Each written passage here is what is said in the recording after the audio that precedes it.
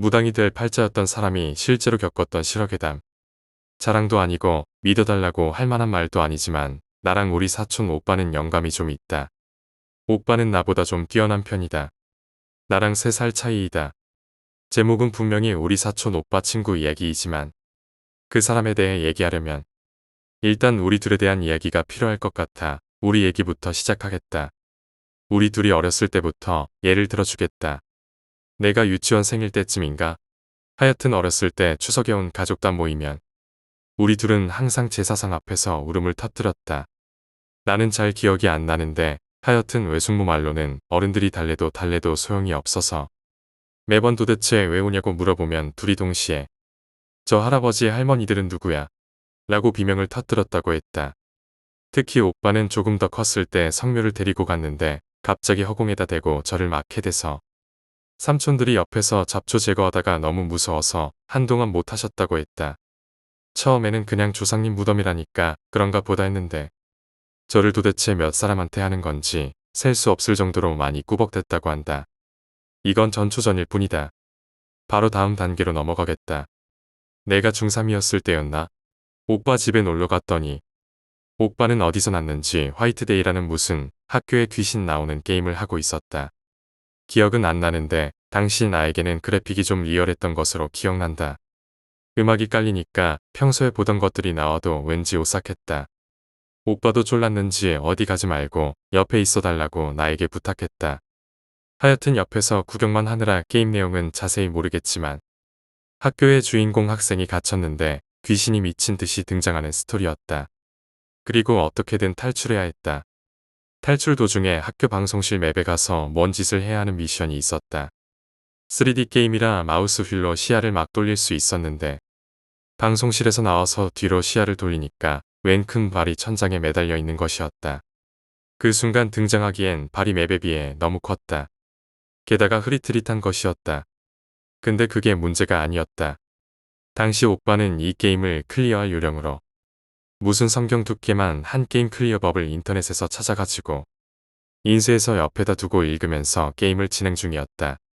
그 공략법에는 언제 어디서 무슨 귀신이 등장하는지 다 써져 있었는데 방송실에서 뒤돌면 있다는 귀신 발은 없었다. 뒤돌면 벽이 피범벅이 돼 있을 거란 말만 써져 있던 것이었다. 오빠가 이상하다 이러고 침착하게 다시 마우스 휠을 돌렸는데 그 순간 우리 둘 다 동시에 목덜미에 있는 머리카락이 빳빳하게 서는 현상을 체험했다. 게임상 시야가 마구 바뀌는데 매달려 있는 발은 왠지 그대로 있는 것이었다. 우린 미친 듯이 그래픽 에러라고 믿고 싶었다. 근데 오빠가 게임상 시야를 좀 더 돌린 순간 우린 둘 다 그대로 얼었다. 게임 주인공 시야가 불 꺼진 학교 복도로 돌아가서 모니터가 어두워진 순간 화면에 오빠랑 내 얼굴이 비춰졌는데 보니까 그 매달려 있는 발이 우리 얼굴 뒤쪽에 매달려 있는 것이었다. 오빠랑 나랑 게임이고 뭐고의 마디 비명을 지르며 마우스 집어던지고 컴퓨터 방 밖으로 뛰어나와서 외숙모로 튀어들어가서 이불 뒤집어 쓰고 2시간 동안 못 나왔다. 게임 분위기 때문에 안 그래도 정말 쫄아 있었는데 느끼지도 못한 등장 때문에 제정신이 아니었다. 솔직히 난 1시간 후에 답답해서 나오려고 했는데 가지마, 가지 말라고. 저 낄낄대는 소리 안 들려. 오빠가 이렇게 날 붙잡았다. 안 들렸지만 나보다 영감이 좋은 오빠가 그러니까 잔뜩 졸라서 결국 2시간을 그렇게 보냈다. 여기서 우리 사촌 오빠 친구가 등장한다. 우리 둘이 이불에서 기어 나온 이유는 단순히 시간이 많이 지나가서가 아니다. 덜덜 떨고 있는데 누군가 배를 눌렀다. 오빠는 옴짝달싹도 안 하더니 벨소리가 울린 지 몇 초 후에 스르륵 이불을 벗어났다. 내가 고개를 빼꼼 내밀고 오빠, 그 여자가 쓸까? 라고 물어봤더니 낄낄대는 소리가 갑자기 사라졌는데 라고 오빠가 소심하게 대답했다. 우리 둘은 간신히 이불을 벗어나서 서로의 윗도리 자락을 잡고 태어나서 현관문으로 제일 느리게 다가갔다. 오빠는 현관문에 달린 밖에 보는 그 눈구멍으로 밖을 확인하더니 갑자기 미친 듯한 스피드로 문을 열고 밖에 서 있는 사람을 와락 껴안았다. 난 그냥 그게 사람인 게 반가웠다. 그게 바로 우리 사촌 오빠 친구였다. 그런데 그 오빠는 대뜸 무표정으로 우리한테 이렇게 물어봤다. 갔냐 그냥? 사촌 오빠 친구는 우리 둘을 거실에 앉혀놓고 한심하단 투로 어떻게 그걸 못 느끼고 둘이 쫄라서 그러고 있었냐고 막 뭐라고 그랬다.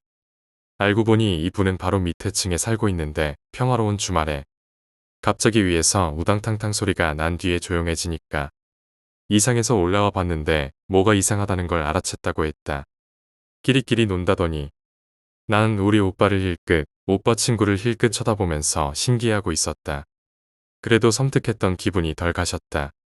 나도 어떻게 그걸 못 느끼고 게임에 그렇게 집중하고 있었을까? 라고 생각하며 나 자신을 추궁하고 있었다. 내가 생각해도 참 정신이 없었다. 근데 우리 오빠한테 참 쓸데있는 게임도 한다며 뭐라 그러던 그 오빠가 갑자기 말을 끊더니 완전 짜증나다는 듯이 저기 기어다니는 건 또 뭐야라고 중얼거렸다. 더 섬뜩한 건 우리 오빠가 그 말에 뒤돌아보더니 약간 사색이 된 것이었다. 난 아무것도 안 보이고 그저 왠지 바닥이 차가워지는 기분에 나도 모르게 벌떡 일어났다. 그랬더니 그 오빠가 갑자기 움직이면 어떻게 하냐며 자기만 보라고 하는 것이었다. 진짜 미치고 팔짝 뛸 노릇이었다. 분명히 뭔가 내 발목을 쥐어오고 있었다. 정말 기분 나쁘고 소름 끼치는 더듬거림이었다. 근데 자기만 보라던 오빠 친구는 뭔가 설명할 수 없는 표정으로 내 발목 부근을 쳐다보면서 정말 느린 말투로 다리가 없네라는 것이었다. 나는 비명을 질렀다. 차라리 아무것도 안 느끼면 좋을 것을. 뭔가가 날 잡고 있는 느낌에 진짜 미쳐버리는 줄 알았다. 식은땀이 줄줄 나고 바퀴벌레와 꼽등이가 등을 거꾸로 타고 올라오는 기분이었다. 근데 마지막 결정타가 진짜 압권이었다. 우리 사촌 오빠는 뻐끔뻐끔 거리고 있는데 사촌 오빠 친구라는 이 사람은 정말 사악한 미소를 짓더니 우리가 2시간 전에 뛰쳐나온 방을 손가락으로 가리키는 것이었다. 그러더니 하는 말이 저기에 달이 있다. 가져가라 이러는 것이었다. 아까 매달려 있던 발을 얘기하는 건가? 라고 생각이 들자 정말 집에서 뛰쳐나가 버리고 싶었다. 근데 다리에 힘이 풀려서 주저앉아 버리고 말았다. 그 순간 컴퓨터 있는 방에서 이상한 소리가 막 났다. 아까 혼비백산에서 뛰쳐나오느라 컴퓨터를 안 끄고 나온 것이었다. 화이트데이라는 이 귀신 게임 배경음악이 누가 스피커 볼륨 다이얼을 가지고 돌렸다 풀었다 하는 듯이 커졌다 작아졌다 하면서 막 울려 나오기 시작했다. 가뜩이나 그 배경음악도 정말 기괴했는데 진짜 미쳐버릴 것 같았다. 특히 음악에 귀신 비명 소리 나는 부분은 가히 압권 중의 압권이었다. 그러더니 퍽 소리와 함께 조용해졌다. 스피커가 지를 발광을 하다 터진 것이었다. 진짜 그 후에 우리 사촌 오빠는 그 컴퓨터 다시는 손도 못 댔다. 우리 오빠 게임에 진짜 환장하는 사람이었는데 외숙모한테 들은 바로는 게임이고 나발이고 컴퓨터 방에 다시 들어가지도 않았다고 했다. 스피커 터지고 집안이 조용해진 뒤 몇 분 후에 우리는 오빠 친구 집으로 내려갔다. 난 반쯤 정신을 버리고 눈물이 나올락 말락했다. 따지고 보면 우릴 구해준 거지만 진짜 이 오빠 친구랑 다시 안 엮이고 싶었다. 아쉽게도 얼마 안 가서 다시 엮이게 됐다. 귀신 싸움에 스피커 터진 그날의 충격과 공포가 채 가시기도 전에 2번째 사건이 터졌다. 오빠 친구는 마치 아무 일 없는 듯이 지냈다고 했지만 우리 오빠는 컴퓨터방을 봉인하고 공부에 미친 듯이 집중하기 시작했다. 그 말을 듣고 친구는 문 닫으면 걔네들이 못 넘어올 것 같냐? 라고 비웃었다고 했다. 역시 오싹한 오빠다. 하지만 그것이 사실인 것을 알기에 우리는 쫄 수밖에 없었다. 사실 며칠간 아무 일도 없이 평화로웠다. 근데 그 평화로운 것이 문제였던 것이었다. 스피커 사건이 터지고 일주일도 채 안 지나서 나는 낮잠을 자다가 이상한 꿈을 꾸게 됐다. 내가 내 방 침대 위에 앉아 있는데 웬 남자 꼬맹이가 쫄래쫄래 방 안으로 들어오는 것이었다. 사실 정말 안 위험하게 생겼었다. 꿈이어서 그랬는지 난 모르는 애가 들어오는 것도 이상하게 생각하지 않았다. 그런데 그 꼬맹이는 망설임 없이 내 책상으로 다가가더니 갑자기 책상 위에 있던 호치키스로 지 검지를 마구 찢기 시작하는 것이었다. 정말 피가 철철 나는데 걔는 눈 하나 꼼짝을 안 했다. 다만 목구멍에서 쇠 긁는 소리를 간간히 냈다. 내 침대를 벗어나면 저것한테 꼼짝없이 죽지 않을까 하는 생각이 머리를 스쳤다. 그 차가운 느낌이 목덜미를 타고 쫙 내려갔다. 얼마나 찍어댔을까? 호치키스 핀이 다 떨어졌는지. 꼬맹이는 드디어 호치키스를 바닥에 떨구고는 천천히 나를 향해 돌아보기 시작했다. 벌써 나는 이게 꿈이라는 걸 잊은 지 오래였다. 마침내 나랑 눈이 마주쳤을 때 무표정으로 이렇게 말했다. 어, 고장 나버렸네. 그러더니 그게 누나를 돌리면서 미친 듯이 웃기 시작했다. 그 모습에 내가 꿈에서 기절을 했는지 하여튼 그렇게 찝찝하게 잠에서 벌떡 깨어났다. 그런데 꿈에 그놈이 서 있던 자리에 멀쩡히 책상 안쪽에 있던 스테이플러가 떨어져 있는 것이었다. 얌전히 떨어져 있기만 했으면 별거 아니었을 텐데 안에 있는 핀들이 죄다 떨어져 나와 바닥에 뒹굴고 있었다.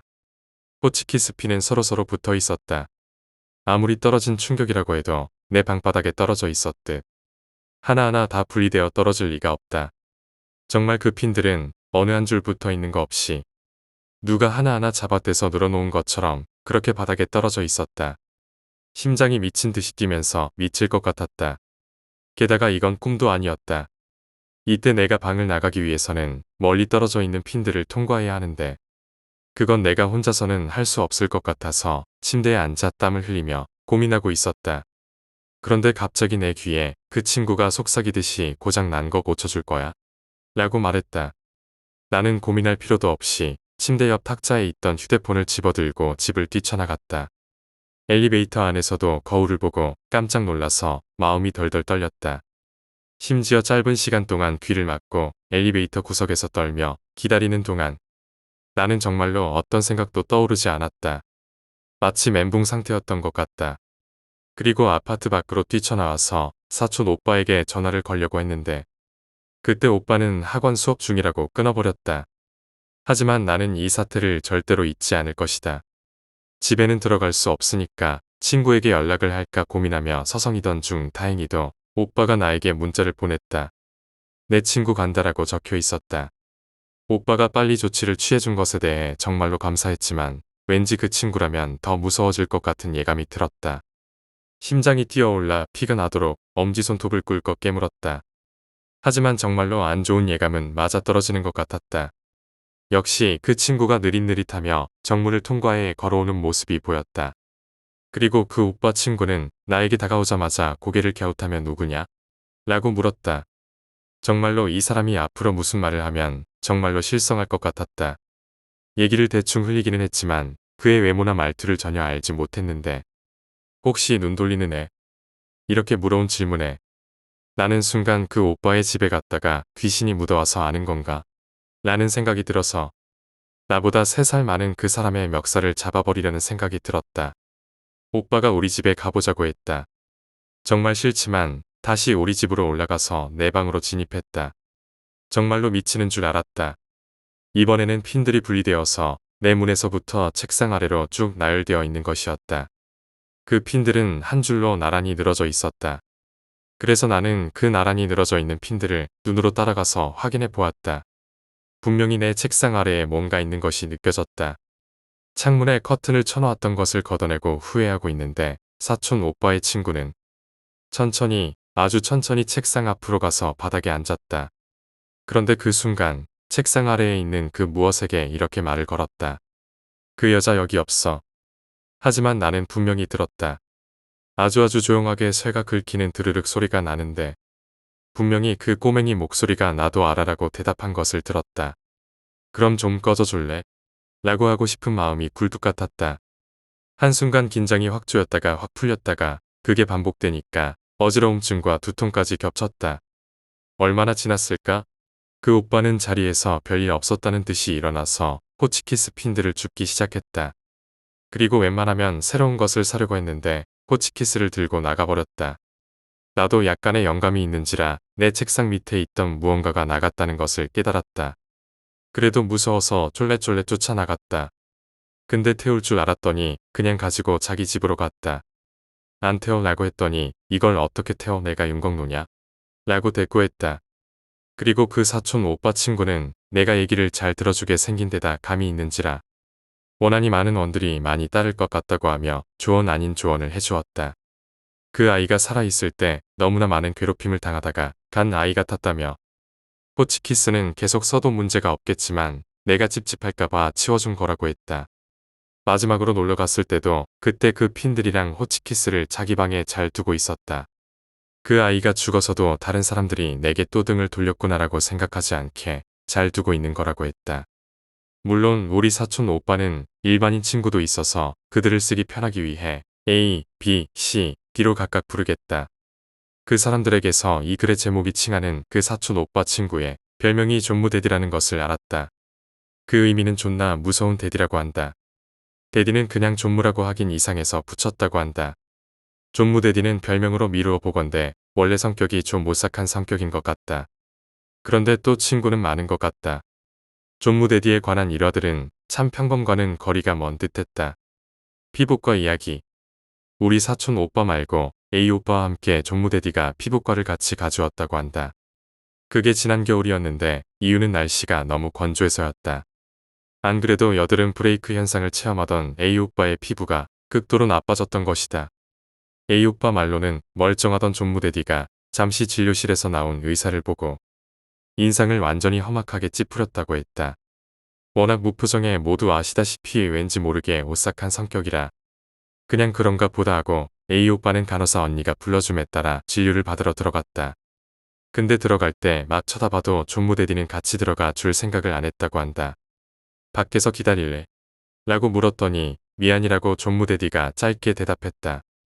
A 오빠는 섭섭해도 그냥 그러려니 했다.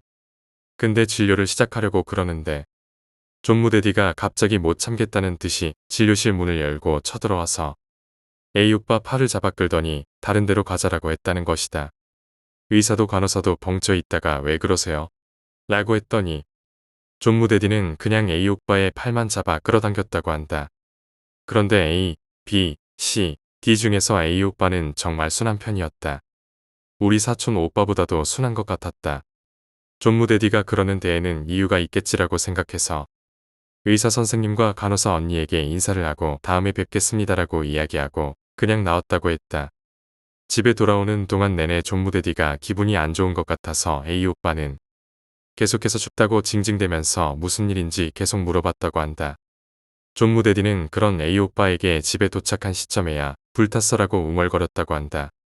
순간 존무대디의 목소리가 너무 낯설게 들려서 A 오빠는 정확히 알아들을 수는 없었지만 그냥 그래 라고 대답하고 잊었다고 했다고 한다. 그런데 여드름이 정말 심각해져서 A 오빠는 어머니의 강력한 권유로 인해 가까운 피부과를 다시 찾게 되었다. 존무대디와의 일은 아예 잊고 말았다. 그런데 안타깝게도 이번에는 우리 사촌 오빠와 같이 갔다고 한다. 아무것도 모르는 우리 사촌 오빠는 그냥 같이 따라간 것이다. A 오빠의 말로는 그때 진료실에 있었던 간호사 언니를 보고 나서야 그때 불탔다고 중얼거린 존무대디의 말이 기억이 났다. 그래서 이름과 주민등록번호를 작성하고 간호사 언니에게 건네주는 순간 그냥 장난기 어린 마음으로 여기 불난 적 있어요? 라고 툭 뱉어봤다고 했다. 근데 간호사 언니가 순간 멈칫하더니 네? 라고 싸늘하게 되물어봤다는 것이다. 그래서 A 오빠는 그냥 여기 불난 적 있냐고요 라고 대꾸했는데 그 간호사 언니는 약간 사색이 돼서 왜 그러시는데요 라고 했다고 한다. 언니 표정이 너무 안 좋아지는 것 같아서 A 오빠는 대충 둘러대고 우리 오빠와 함께 차례를 기다렸다. 사람이 별로 없어서 한두 사람 뒤에 드디어 A 오빠 순서가 왔다. 우리 사촌 오빠는 당연히 같이 들어갔는데 우리 오빠 정말 뻥 안 치고 들어가다 다리 풀려서 주저앉았다고 한다.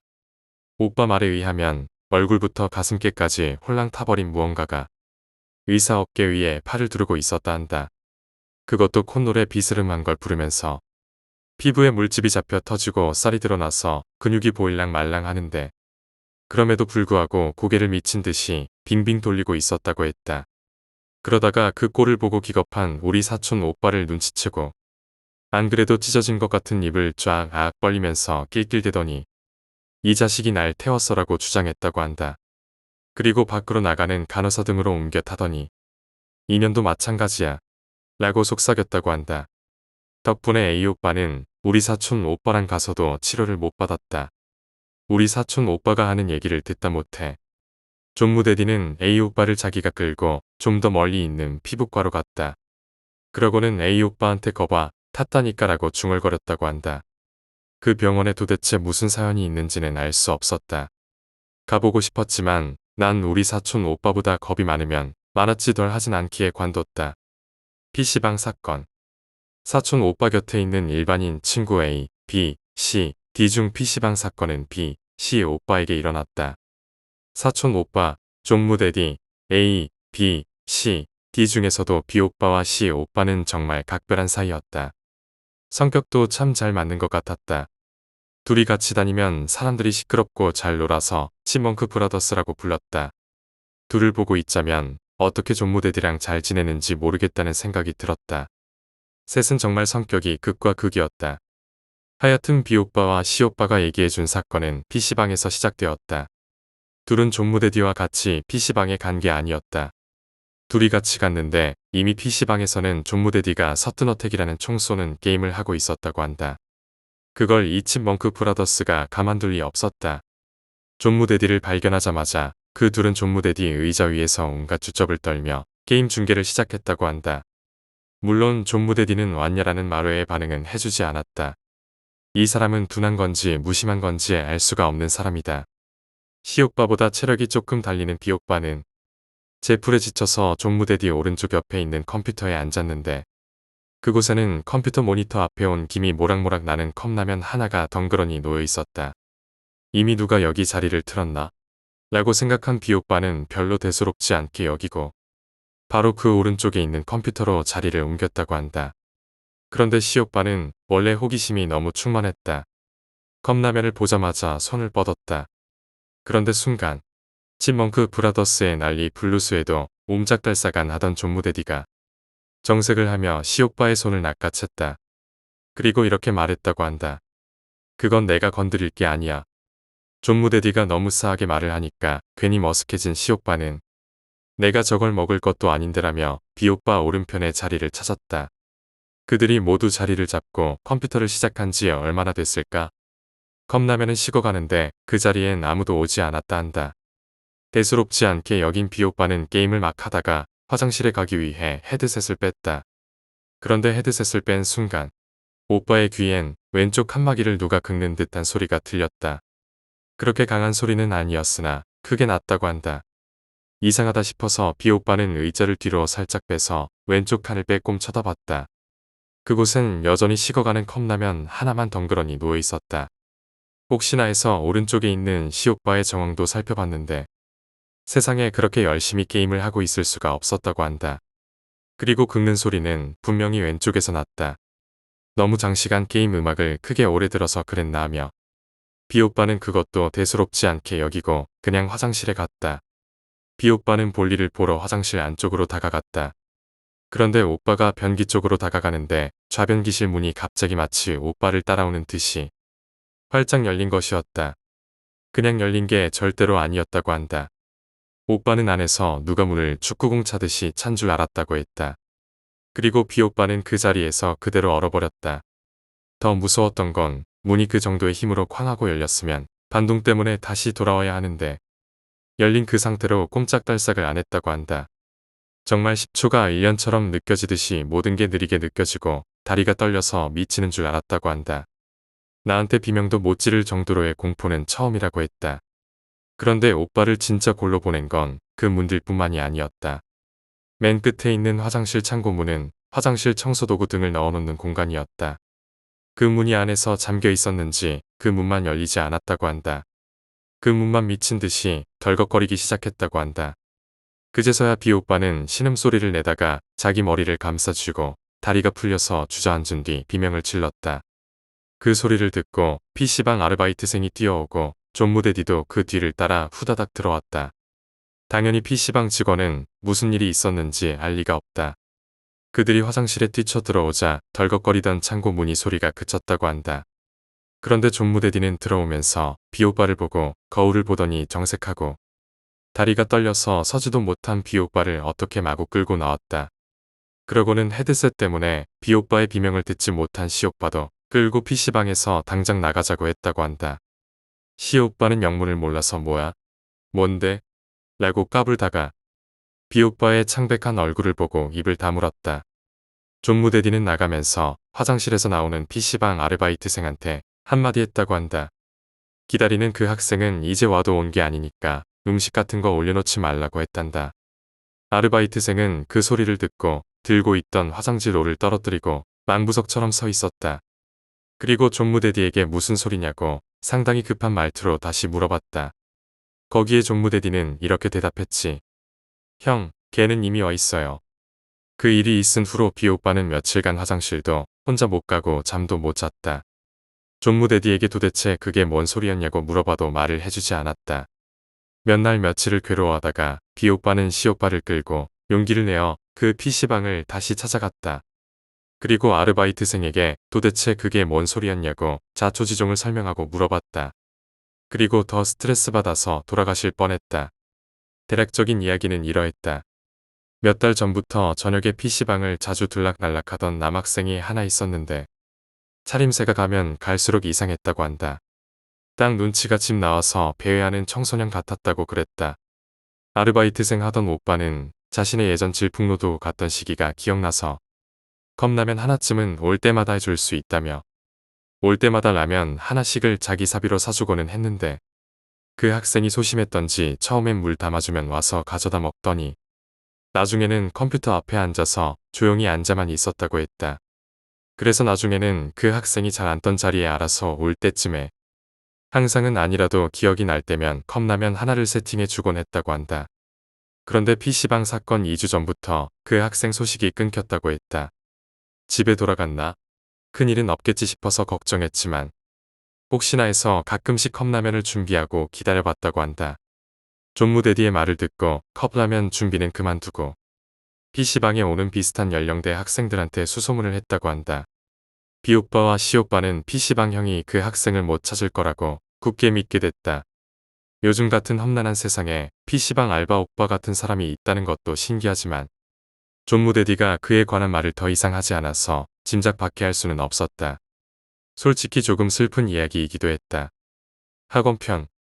존무대디는 이성 친구가 정말 적게 있다. 하지만 존무대디에게 유일하게 친한 친구라고 불리는 언니가 있는데 그것이 바로 디언니다. 디언니는 존무대디와 성격이 비슷하다고 한다. 극도로 침착한 성격을 가진 멋진 언니였다. 진정한 평온함을 발산하면서 다른 사람들을 안정시키는 멋진 언니랄까? 다른 점이 있다면 그저 일반 사람일 뿐이라는 점이다. 이번 이야기는 디언니가 다니는 학원에서 비롯됐다. 디언니 집은 경제적으로 여유가 많지 않았다. 그래서 동네 근처 작은 학원 하나만 다니고 있었다. 그런데 학원은 학원이라고 부르기에는 다소 쑥스러운 곳이었다. 선생님도 자주 지각하고 공부하다가 궁금한 게 있으면 물어봐라 식으로 운영되어서 모두가 도움이 있는 도서실이라고 불렀다. 그 학원은 2층 건물의 2층에 위치하고 있는데 입구도 무슨 네덜란드 집처럼 좁아서 문 들어가면 폭이 좁은 계단만 있는 곳이었다. 왜 1층을 만들었는지는 아무도 알 수가 없었다.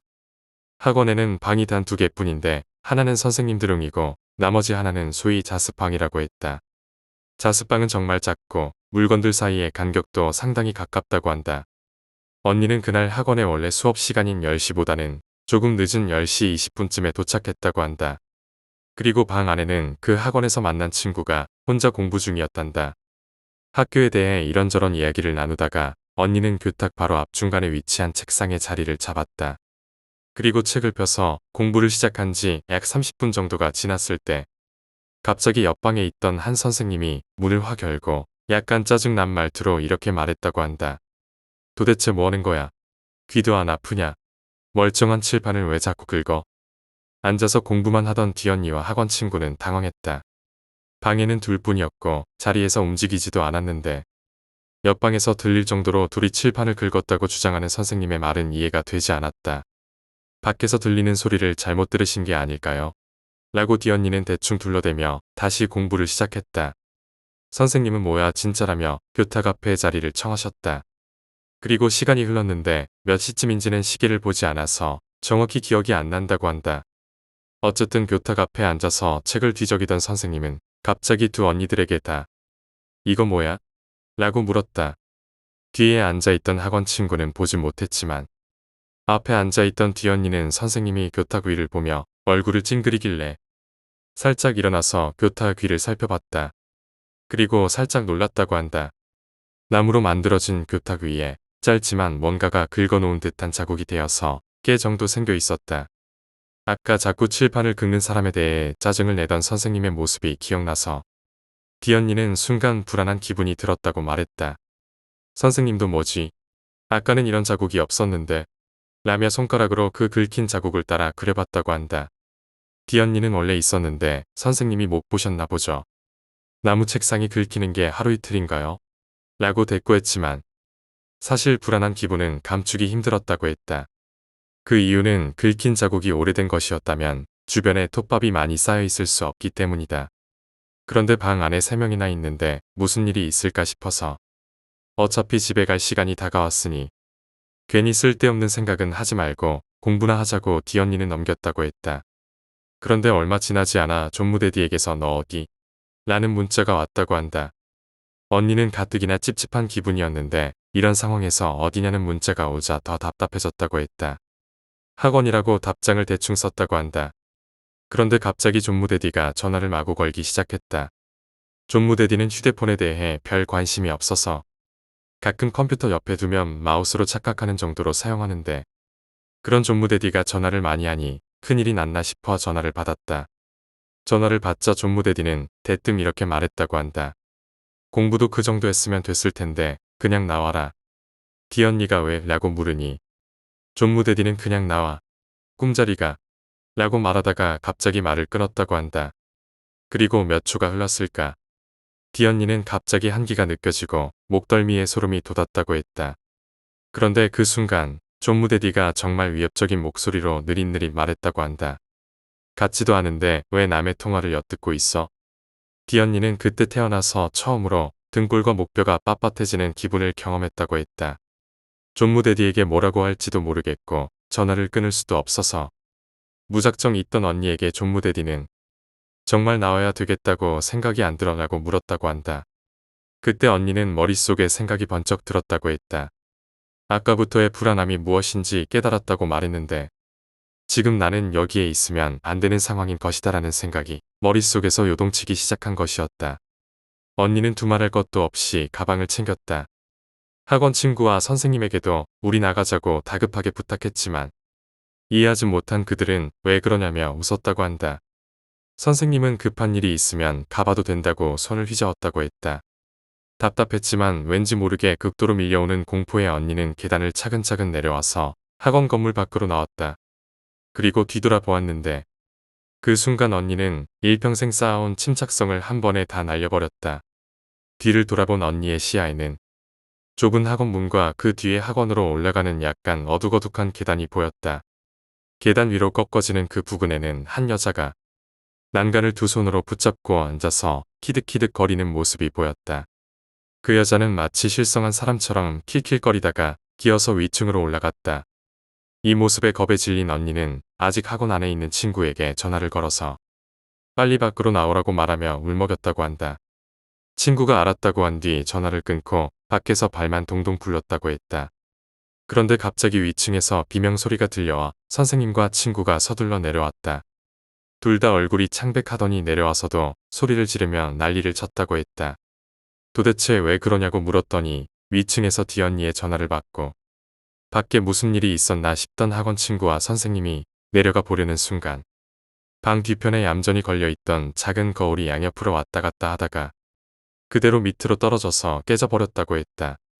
언니와 학원 친구는 정말로 뒤돌아보기도 무서워서 둘이 손을 꼭 잡고 버스에서도 떨며 집으로 돌아왔다고 한다. 집에 와서는 긴장이 풀려서 펑펑 울어버렸다고 했다. 밤늦게 귀가한 딸이 어리반쯤 빠져서 갑자기 펑펑 울자 디언니의 부모님은 밖에서 요즘 안 그래도 흉흉한데 나쁜 일을 당하고 온 줄 알고 놀랐다고 한다. 디언니는 조금 진정하고 부모님에게 자초지종을 대충 설명하고 나서 존무대디에게 다시 전화를 걸었다. 도대체 어떤 꿈을 꾼 건지 물었더니 존무대디의 이야기는 이렇다고 한다. 어느 공부방인 듯한 곳에 다리를 못 쓰는 듯한 여자가 쓰러져 있었다고 한다. 그 여자는 방 안을 마구 기어다니다가 방 안에 있는 물건을 잡으려고 일어서려고 했다고 한다. 분필을 두는 곳을 잡으며 일어서려고 하는 동안 소름 끼치는 소리를 내며 칠판을 긁었다고 한다. 그러고는 책상들을 잡아 지탱하고 휘청휘청 방 안을 돌아다니기 시작했다고 한다. 그러더니 갑자기 그 여자가 디언니의 이름을 부르며 기괴하게 웃기 시작했는데 그 순간 존무대디는 꿈에서 깬 것이었다. 그리고 그 길로 디언니에게 연락을 취한 것이었다. 디언니는 그 일 이후로 두 번 다시 그 건물 가까이도 가지 않았다. 존무대디는 그 여자가 다리를 못 쓰는 모습을 보아서는 지방령일 것으로 생각되어 괜찮을 거라고 언니를 딸래주었다. 디언니는 선생님이 그때 들었던 칠판을 긁는 소리가 헛소리가 아니었을 것이라고 굳게 믿게 되었다. 그리고 나는 존무대디가 왠지 더욱 무서워졌다.